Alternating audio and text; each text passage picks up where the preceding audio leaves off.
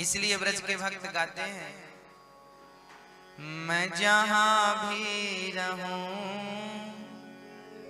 बरसाना मिले। भगवान कृष्ण भी राधा रानी के दीवाने हैं।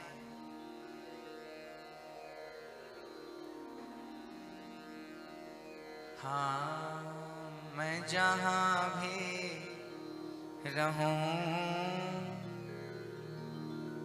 बरसाना मिले। तेरे रंग में रंगा हर जमाना मिले। तेरे रंग में रंगा हर जमाना मिले।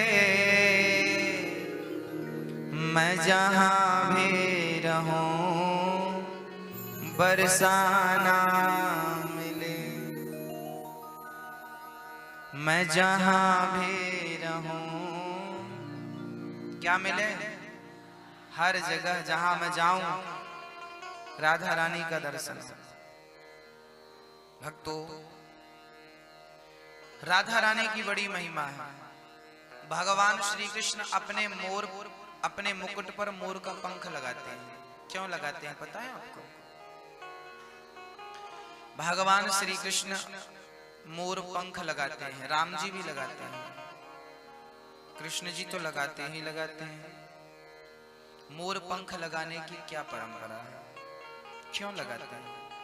कहते हैं वृंदावन में एक मोर था, वो रोज नंद भवन में आता और प्रेम से कहता कृष्ण कृष्ण कृष्ण। वो मोर कई वर्ष तक कृष्ण कृष्ण जपता रहा, पर उसे कृष्ण का दर्शन नहीं हुआ। एक दिन मोर रोने लगा। नारद जी वहां से निकले, क्यों भाई क्या हो गया? प्रभु मेरी उम्र बीतती जा रही है, कब से नंद आंगन में खड़ा होकर कृष्ण कृष्ण पुकारता हूँ, अभी तक कृष्ण ने दर्शन नहीं दिया। क्यों नहीं दिया? क्या अपराध हो गया मुझसे? नारद जी बोले तुम गलत पासवर्ड डाल रहे हो। क्यों? बोले कृष्ण कृष्ण जपोगे तो कभी नहीं मिलेंगे। तो क्या जपें? तब नारद जी ने कहा कि राधे राधे जप चले आएंगे। तुम कृष्ण कृष्ण छोड़ो और राधे राधे जप। मोर ने कहा ठीक है। अब तो मोर जपने लगा राधे राधे राधे राधे। जैसे ही राधा नाम सुना, भगवान श्री कृष्ण अंदर से दौड़े आए। मेरी प्रियतमा का नाम कौन इतने प्रेम से पुकार रहा? दौड़ करके आए और जब आए तो मोर देखकर गदगद हो गया। वाह कन्हैया, तुम्हारा नाम लिया तो वर्षों बीत गए, दर्शन नहीं हुआ, और राधा रानी का एक बार नाम लिया तो दौड़े चले आए। अब मोर नाचने लगा और वहां से भागा, दौड़ गया, बरसाने की तरफ भागा। बरसाने में राधा रानी एक सरोवर से पानी लेकर, घड़ा लेकर के सखियों के साथ जा रही थी। मोर सामने आ गया, राधा जी उस तरफ, मोर के इस तरफ कृष्ण। राधा ने कृष्ण को देखा, कृष्ण ने राधा को देखा, और मोर ने अलट पलट कर दोनों को देखा और नाचने लगा कि लो कृष्ण कृष्ण जपा तो ना कृष्ण मिले ना राधा, राधा राधा जपा तो राधा कृष्ण दोनों प्राप्त हो गए। नाचने लगा। अब ये राधा की कृष्ण से पहली मुलाकात थी, होश संभालने के बाद। अब राधा जी को लगा कि कृष्ण का दर्शन हुआ है, पहले मिलन में मैं इन्हें क्या दे दूं, क्योंकि भेंट तो देना होती है ना कुछ पहले मिलन की। तो राधा जी को लगा क्या दूं क्या दूं, कुछ था नहीं। मोर नाचा था तो पंख गिर गए थे, तो राधा जी ने वो पंख मोर का उठाकर कृष्ण को दे दिया। कृष्ण को पहली बार राधा जी ने गिफ्ट में क्या दिया? मोर पंख। कृष्ण ने कहा कि ये राधा जी की दी निशानी है, इसे कहाँ रखूं? जेब में रखूंगा तो नजर नहीं पड़ेगी, टूट जाएगा। इसलिए कन्हैया ने अपने मुकुट पर मोर पंख लगा लिया। ये राधा रानी का चिन्ह है, दी हुई निशानी है। राधा प्रेम का प्रतीक है ये मोर पंख कृष्ण के लिए। अच्छा, मोर पंख का एक नाम होता है पक्ष। क्या नाम है? भगवान ने क्या धारण कर रखा है? पक्ष। इसलिए भगवान का एक नाम है पक्षधर। अच्छा, आपको क्या लगता भगवान पक्षपाती हैं या नहीं? बताओ, भगवान पक्षपाती हैं या नहीं? बस इसका जवाब दो, बोलो। ईश्वर पक्षपाती है या नहीं? हाँ, नहीं। जो लोग कह रहे हैं कि भगवान पक्षपाती नहीं है, वो लोग अभी भगवान को जानते नहीं।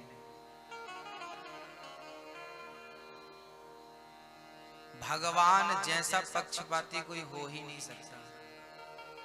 भगवान सबसे बड़े पक्षपाती हैं। किसका पक्ष लेते हैं?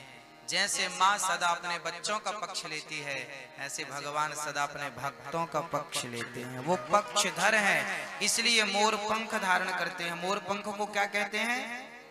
क्या कहते हैं? पक्ष। भगवान का नाम है पक्षधर, क्योंकि वो पक्षपाती हैं। अच्छा, किसका पक्ष लिया? अब मैंने आरोप तो लगा दिया, मैं कृष्ण पर आरोप लगा रहा हूं कि ये पक्षपाती है। अब आरोप लगाए हो तो सिद्ध भी करना पड़ेगा, क्योंकि बिना सिद्ध किए हो कोई आरोप काम नहीं करता। अब मैं आपको सिद्ध करके बताता हूं, सिद्ध कर रहा हूं, ध्यान पूर्वक सुनिए। कभी आपको सिद्ध करना पड़े तो आप कर सकें, इसलिए मैं आपको बता रहा हूं। बाकी मुझे जरूरत नहीं है प्रमाण पत्र की, बस आपकी तसल्ली के लिए बोल रहा हूं। मैं संतुष्ट हूं, मुझे पता है दिल से कि वो पक्षपाती है। मैं मरते समय एक भी नाम ले लूंगा ना, मैं जीवन भर पाप करूं, पर मैं मरते समय एक बार उस कन्हैया को याद कर लूंगा ना, तो वो एक नाम के बल पर मेरा पक्ष ले लेगा। अजामिल जैसों को तार दिया कि नहीं? हाँ, जब महाभारत का युद्ध चल रहा था, भगवान कितने बड़े पक्षपाती हैं इसका मैं सबूत दे रहा हूं, बहुत ध्यान से सुनिएगा। जब महाभारत का युद्ध हुआ तो अभिमन्यु को मार दिया गया। अभिमन्यु को मारने में सबसे बड़ा हाथ था दुर्योधन के जीजा जी का। दुर्योधन के जीजा जी का नाम था जयद्रथ। जयद्रथ ने, कहा जाता है कि जब अभिमन्यु मर गए तो अभिमन्यु के मरे हुए अभिमन्यु के सिर पर लात मारा था जयद्रथ ने। ये बात जब अर्जुन को पता चली तो अर्जुन ने प्रतिज्ञा कर ली, जयद्रथ कल के युद्ध में मैं तुम्हें मार डालूंगा, और यदि नहीं मार सका तो मैं चिता में जलकर समाप्त हो जाऊंगा। अर्जुन ने प्रतिज्ञा ले ली अकेले में। जब इस बात का पता कृष्ण को चला, भगवान दौड़े दौड़े आए, अर्जुन ये आपने क्या किया? अरे कोई प्रतिज्ञा ली थी तो सोच विचार कर लेनी थी ना, सोच समझ कर लेनी थी। जयद्रथ को मारना इतना आसान नहीं है जितना आप समझ रहे हो। और कल के युद्ध में जयद्रथ युद्ध करने ही नहीं आया तो कैसे मार लोगे? तब तो तुम मारे जाओगे ना। हो सकता कल का युद्ध करने जयद्रथ आए ही ना, तब क्या कर लोगे तुम? अर्जुन बोले कन्हैया मैं कुछ नहीं जानता, कल मैं मर जाऊंगा, या तो उसे मारूंगा। अब आप जानो आपका काम। देखो भक्त ने प्रतिज्ञा ले ली, अब सौंप किसको दिया? भगवान को। अब आप जानो और आपका काम जाने। अर्जुन निश्चिंत होकर सो गए। रात भर कन्हैया सोए नहीं कि मेरे भक्त ने मुझ पर छोड़ा है तो मैं इसकी किस भांति रक्षा करूं। दूसरा दिन हुआ, युद्ध का शंख नाद हुआ, युद्ध स्टार्ट हुआ, परंतु कौरवों की चालाकी, आज जयद्रथ को बहुत दूर रखा है युद्ध में। जहां अर्जुन था वहां से कोसों दूर, और बड़ी सिक्योरिटी थी, है ना, बड़ी सिक्योरिटी, कोई प्रवेश नहीं कर सकता था। युद्ध का समय दोपहर हो गई, शाम हो गई, 3 बज गए। अब कन्हैया को लगा आज तो अर्जुन गया। सूर्य अस्त होते ही युद्ध विराम हो जाएगा और अर्जुन को अपनी प्रतिज्ञा पूरी करनी पड़ेगी, मरना पड़ेगा। तब भगवान ने क्या किया था पता है? तब भगवान ने दिन को ही रात कर दिया था। माया आपको बुलाया, माया आओ तुम्हारा काम है। क्या करें? बोले बादल बनकर जाओ और सूर्य को ऐसे ढक लो, ऐसे ढक लो कि लगे कि सूर्य अस्त हो गया। योग माया ने वैसा ही किया। भगवान कृष्ण की सहायक है योग माया। भगवान को कुछ करना हो ना तो भगवान किसकी सहायता लेते हैं? योग माया की। योग माया ने बादलों को बादल बन करके सूर्य को ऐसे, आपको भी कभी कभी दिन में ऐसा लगता है ना कि शाम हो गई, रात हो गई, बादल जब भयंकर होते हैं। तो अब लगा, कौरवों को लगा कि सूर्य अस्त हो गया।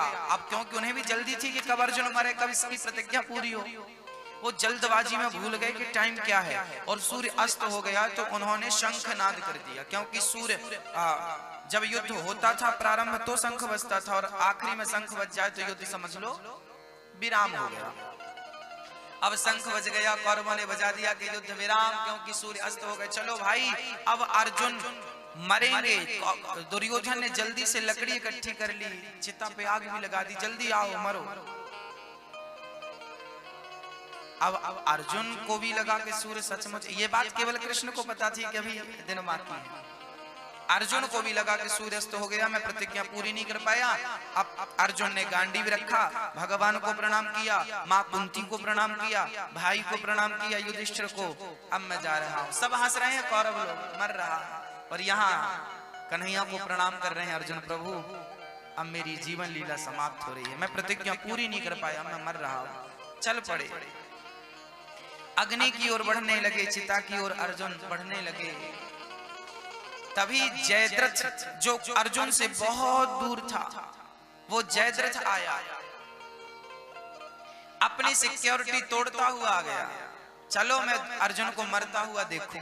मना किया लोगों ने पर माना नहीं, और जयद्रथ आया और अर्जुन के सामने खड़ा हो गया, हंसने लगा, मुझे मारने चला था, खुद मर रहा।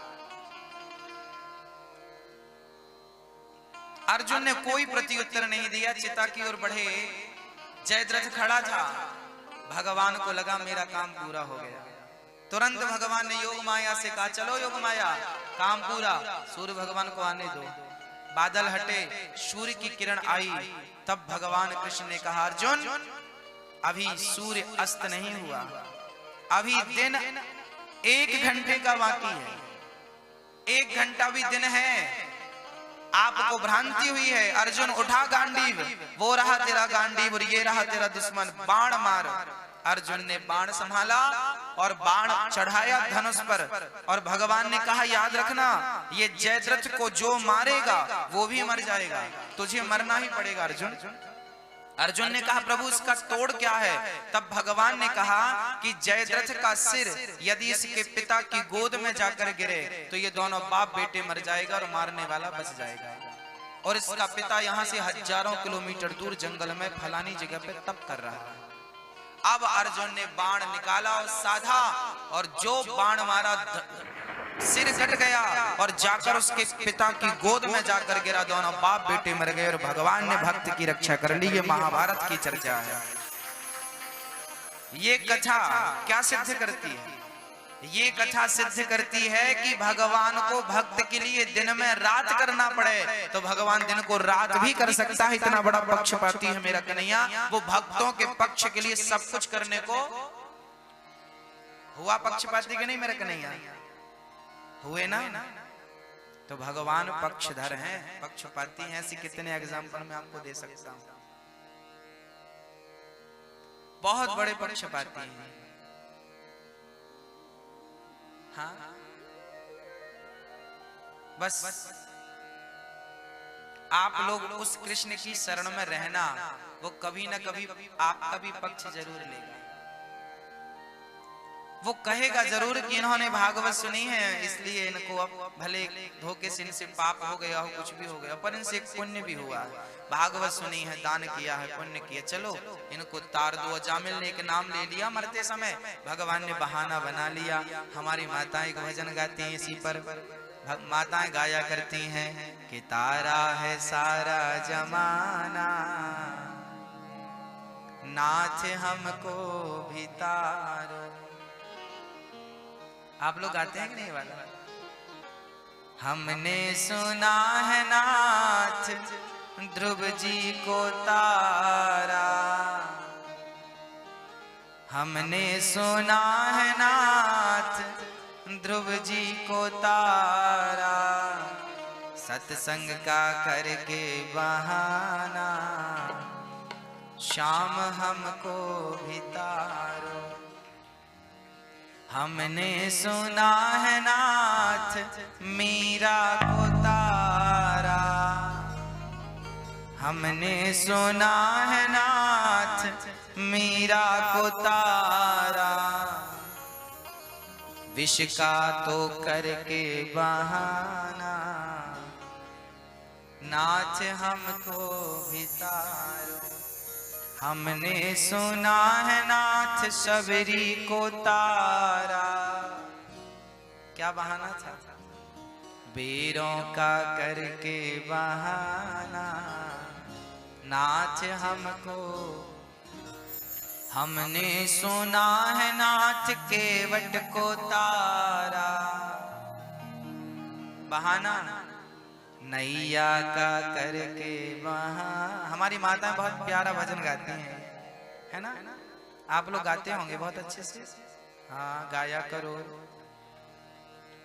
नाथ हमको भी तारो। हमने सुना है नाथ प्रहलाद जी को तारा, बहाना खंबे का करके बहाना। हमने सुना है नाथ अहिल्या को तारा, पत्थर का करके बहाना। हमने सुना है नाथ अजामिल को तारा, नाम का लेके बहाना। हमने सुना है नाथ गणिका को तारा, गणिका एक वैश्या थी। हमने सोचिए वैश्याओं को भी वही गति जो साधुओं को, बस एक नाम निकल जाए मुंह से धोखे से कैसे भी। हमने सुना है नाथ गणिका को तारा, तोते का करके बहाना। शाम हमको भी था। बस भगवान बहाना ढूंढते हैं कि एक बहाना मिल जाए। बहुत प्यारा स्वभाव है भगवान का। न जाने कौन से गुण पर दया निधि रीझ जाते हैं, यही सद्ग्रंथ कहते हैं, यही हरि भक्त गाते हैं।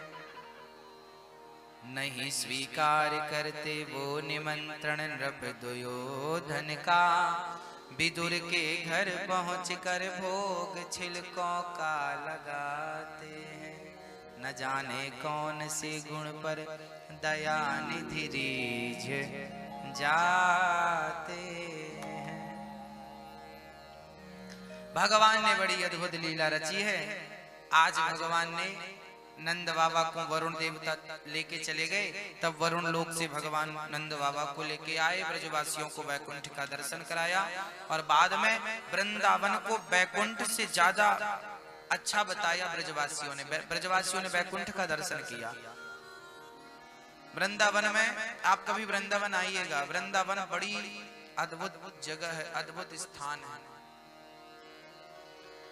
कई बार सिलीगुड़ी में लोग आपके दादा परदादा जब मर जाते हैं ना, तो उन दादा परदादा में जो धर्मात्मा हुआ करते हैं, जिनको कृष्ण से बहुत मोहब्बत हुआ करती है, वो लोग मरते सिलीगुड़ी में हैं पर मर के चले जाते हैं वृंदावन। और वो रंगनाथ जी का जो सोने का खंबा है ना, रंगनाथ जी में ना एक स्वर्ण का खंबा है, बहुत बड़ा, बहुत ऊंचा, 70.5 फीट का है, बड़ा मोटा। वो ठीक रंगनाथ भगवान के सामने खंबा है सोने का। कहते हैं दुनिया भर के मरे हुए लोग उस खंबे में बैठ करके भगवान का दर्शन करते हैं और वहां ही रंगनाथ के मंदिर में ही तपस्या करते हैं। इसका मैं जीता जागता उदाहरण आपको बताता हूं। इस कथा के पहले अभी मैं भाटापारा में कथा सुना रहा था, छत्तीसगढ़ में। इस कथा के पहले 31 तारीख को वहां कथा पूरी हुई, 4 तारीख को यहां शुरू हुई। वो कथा टीवी पर भी थी, आप लोगों ने शायद देखा हो। वहां पर जो यजमान थे हमारे कथा कराने वाले, उन्होंने बताया कि हमारी बड़ी माँ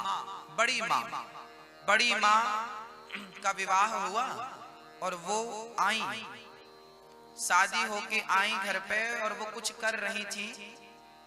तभी अचानक मिट्टी का तेल, पहले मिट्टी के तेल का लालटेन हुआ करता था, डिब्बी हुआ करती थी, तो उनके शरीर पर कैसे हुई आग लग गई। उस समय उस लड़की की उम्र मात्र 13 साल की थी। पहले शादियां जल्दी हो जाती थी। 13 साल की लड़की जल गई। बैलगाड़ी में बिलासपुर रायपुर ले गए, पर डॉक्टर ने मृत घोषित कर दिया, मर गई। मरने के 14 साल बाद वो स्त्री, उन्होंने वृंदावन के रंगनाथ मंदिर में वहां के पंडा से कहा कि पंडा जी, यहाँ मंदिर में कहीं मेरे लिए स्थान बनवा दो, मैं यहाँ रहना चाहती हूँ। ये सच घटना है। इस घटना को देखने वाले अभी हैं लोग, ज्यादा पुरानी, 70 साल पुरानी घटना है। पंडा ने कहा कि रंगनाथ मंदिर में किसी और की जगह नहीं है, केवल भगवान की है। तो फिर उसने कहा कि मैं जहां की हूं वहां मुझे भिजवाओ। तो उस सोचिए मरी हुई स्त्री ने अपना पूरा पता बताया, लेटर, मैं यहाँ की हूँ, मेरे पति ये, मेरी जेठानी ये, मेरा ये। और वो सती जी का मंदिर आज गांव के लोगों ने वहां पे बनवाया। बड़े चमत्कार हुए वहां पे, आज भी देखने को मिलते हैं। मैं केवल ये बात इसलिए कह रहा हूं कि मृत्यु के बाद, जैसे मेरा प्रेम भगवान से है, आपका प्रेम भगवान से, और यदि मेरी मृत्यु हो गई तो मुझे भगवान भजन करने का अवसर देंगे। उस योनि में भी, प्रेत योनि में भी, मतलब आप हवा रहेंगे उस टाइम पे, भगवान की सानिध्यता प्राप्त होगी। जो समय बचा है वो भक्ति करके गुजरेगा, फिर मुक्ति हो जाएगी, मोक्ष हो जाएगा। ऐसे कितने उदाहरण मैंने देखे। वो हैं, आज भी उनका मंदिर बनाया है, दादी सती उनको कहते हैं, और वहां मंदिर बना है। उन्होंने बताया, उन्होंने ये भी बताया कि जयपुर से मेरी मूर्ति लावो। फिर एक महिला के शरीर पे आया करती थी और वो बताती थी कि मेरा मंदिर यहाँ बनाओ, और मैं वहां मूर्ति देख के आई हूँ। तुम जयपुर गए तो लोगों ने मूर्ति ले आई, और पैसा भी उसी ने चुकाया, किसी को पैसे भी लगाने नहीं पड़े। मूर्ति वाले ने कहा एक लड़की आई थी, पैसा दे के चली गई। अर्थात ये चमत्कार छोटे छोटे हम देखने को प्राप्त होता है। यदि ईश्वर के प्रति श्रद्धा है तो आज भी सब कुछ पॉसिबल है। ये सारी चीजें आज की हैं लगभग, आप भी जाके देख सकते हैं। तो भगवान का भजन कभी व्यर्थ नहीं जाता। किसी न किसी योनि में, हम वृंदावन में, हम जब अयोध्या में पढ़ते थे ना, तो सरयू के किनारे एक बूढ़ी माँ रहा करती थी। तो उस माँ ने आंगन के झाड़ू लगा रही थी, तो उसने देखा कि आंगन में किनारे एक अजगर बैठा है। बूढ़ी माँ डर गई, उसने सपेरे को फोन लगाया, भैया आओ, ये सांप बैठा है। सपेरे ने कह दिया मैं कल आऊंगा। जब वो रात को सोई ना, तो अजगर ने सपने में कहा, अरे माँ मुझे क्यों सपेरे के हाथ दे रही है? तुझे धन चाहिए तो जहां मैं बैठा हूं वहां हाथ डाल देना, तुझे धन मिलेगा। मैं भगवान का चिंतन कर रहा हूं, मैं भगवान की भक्ति कर रहा हूं। सरयू के किनारे अयोध्या का वास मुझे सफेरा पकड़ेगा तो ले जाएगा, कहाँ कहाँ नचाएगा, मुझे भजन करने दे। सपने में जब कहा तो बूढ़ी माँ ने वहां हाथ डाला, उसे सोने के सिक्के मिले, उसने मिट्टी और डाल दी। अर्थात वृंदावन में, अयोध्या में, हरिद्वार में आज जितने पेड़ पौधे जीव जंतु है ना, ये सारे कोई ना कोई संत हैं, उस योनि में, उस रूप में भगवान की तपस्या कर रहे हैं। ये मेरी आंखों की घटना है, सामने की। गुरुजी ने, मैं पढ़ने जाता था, गुरुजी ने एक दिन घटना बताई कि वो वहां एक अजगर तपस्या कर रहा है, ना जाने किस रूप में नारायण मिल जाए। तो तपस्या करने के लिए मानव का देह उत्तम तो है, पर इससे ज्यादा उत्तम ये देह है, क्योंकि इस शरीर में ना अहंकार आ सकता है, क्रोध आ सकता है, काम वासना जाग सकती है, ये भजन में बाधा है। पर अजगर की योनि में फिर ये सारी चीजें नहीं होती, वो भजन में मस्त रहता है। अजगर करे न चाकरी, पंछी करे न काम, दास मलूका कह गए, सबके दाता राम। भक्तों, भगवान एक दिन यमुना के पुलिन तट पर खड़े हो गए और प्रेम पूर्वक बांसुरी बजाई। यमुना के तट पर कौन सी रात आ गई? भगवान पिता रात्रि, शरदोत्फुल्ल मल्लिका, वीक्षरन्तुं मनश्चक्रे योग मायामुपाश्रिता। शरद पूर्णिमा की रात्रि आ गई। शरद पूर्णिमा की रात्रि को भगवान ने बांसुरी उठाई और आज रमण करने का मन हुआ गोपियों के साथ। भगवान ने रास किनके साथ रचाया? ये गोपियां कौन थी? आपको जानकारी है गोपियों के बारे में? ये गोपियां कौन थी? भगवान ने किसी स्त्री के साथ राज रचाया क्या? ये गोपियां कौन थी? जब हम गोपियां कहते हैं ना, तो आप गोपियों का अर्थ स्त्री समझ लेती हो, औरत समझ लेती हो। गोपियों का अर्थ स्त्री से बिल्कुल नहीं है। गोपी कौन है ये बात मैं आपको समझाऊंगा, भली भांति समझिएगा। गोपी का अर्थ स्त्री नहीं होता। अब देखो,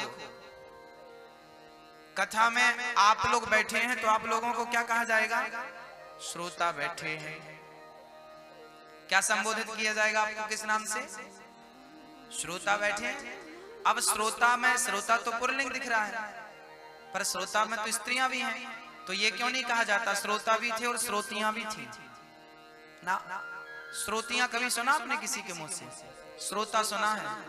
श्रोता मीन्स पुल्लिंग है, पुरुष है ना, और यहाँ तो स्त्रियां भी बैठी हैं, तो स्त्रियों का संबोधन क्या है? बोले श्रोता कह दिया तो दोनों को संबोधित कर लिया, हो गया है ना, अलग से कहने की जरूरत नहीं। ऐसे ही जैसे श्रोता में स्त्री पुरुष दोनों आते हैं, ऐसे गोपी, वहां का गोपी भाव था। गोपी मीन्स स्त्री नहीं, गोपी एक भाव था। शंकर जी भी उस रास में आए थे, तो शंकर जी महादेव भगवान शंकर भी गोपी बनकर आए थे। आज भी वृंदावन में गोपेश्वर महादेव हैं, जहां भगवान शिव का गोपी के रूप में श्रृंगार किया जाता है। तो शंकर जी भी आए तो साड़ी पहन के आए, चूड़ी पहन के आए, बिंदिया लगा के मांग भर के आए।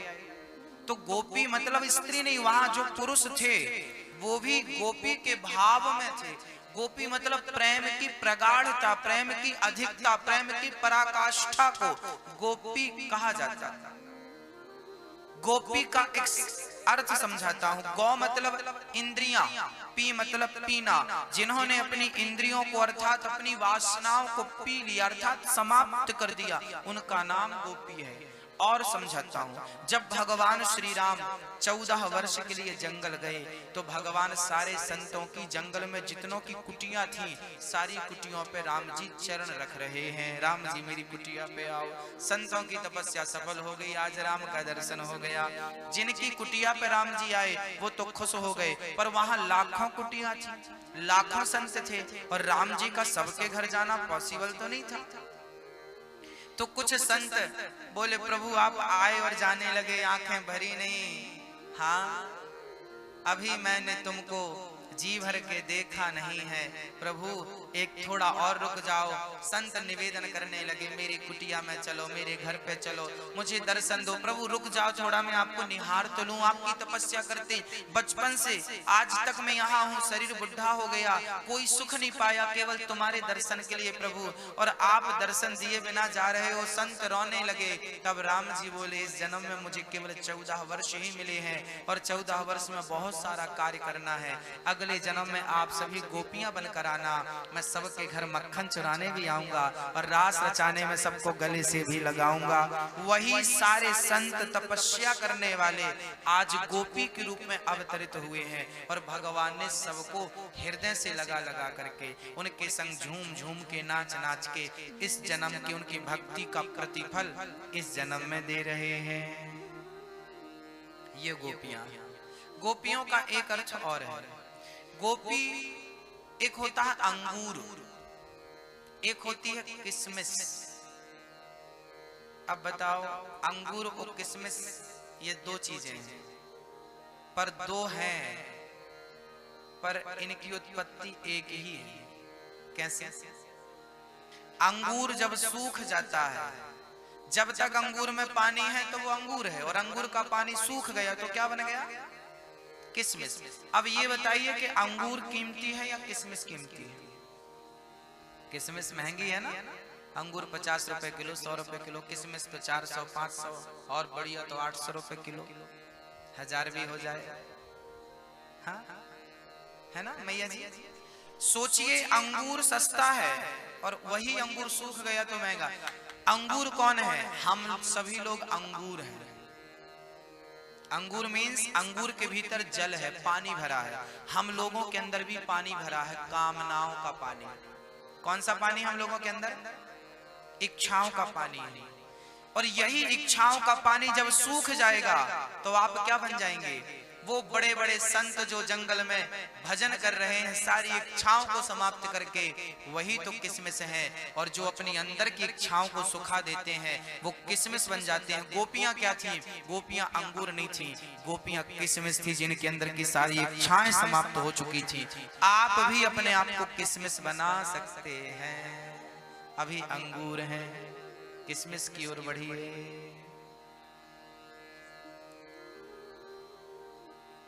सारी गोपियां काम में आज बिजी थी। भगवान ने बांसुरी बजाई, निशम्य गीतम तदनंग वर्धनम ब्रजश्रिया कृष्ण गृहीत मानसा। सारी गोपियां काम में बिजी थी और श्याम सुंदर बंसी बजा रहे थे। गजब की बांसुरी बजती है वृंदावन बसैया की, करो तारीफ मुरली की या मुरली के बजैया की। जहां ना चलता काम तीर और कमानों से, वहां बातें होती मुरली की तानों से। आज बंसी बजी, सारी गोपियां काम पे बिजी थी। गोधूली की बेरा थी, सायंकाल का समय था, सूर्य अस्त हो रहे थे। बस गोविंद ने बांसुरी बजाई, सारी गोपियां स्तब्ध रह गई।